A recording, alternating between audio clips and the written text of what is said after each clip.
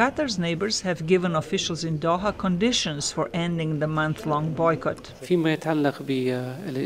There is a political and economic boycott. They will continue until Qatar changes its policy for the better. We all hope for that.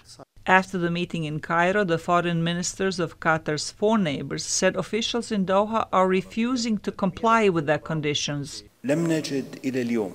We haven't seen any real sign after yesterday's answer from Qatar that it's interested in its brothers and neighbors as much as it's interested in extremism, incitement, destruction, and terrorism. Meanwhile, in London, Qatar's foreign minister told an audience that cutting diplomatic and transport ties was intended to create anti-Qatar sentiment in the West. We believe that the entire campaign is mainly driven by Saudi and the United Arab Emirates, and I think those are the countries we have to engage in what are the real motives and the real grievances behind it. Qatar has been accused of supporting the terrorist group Hamas and its sponsor Iran. Its neighbors say the government in Doha also has turned a blind eye to its citizens' private donations to jihadist groups.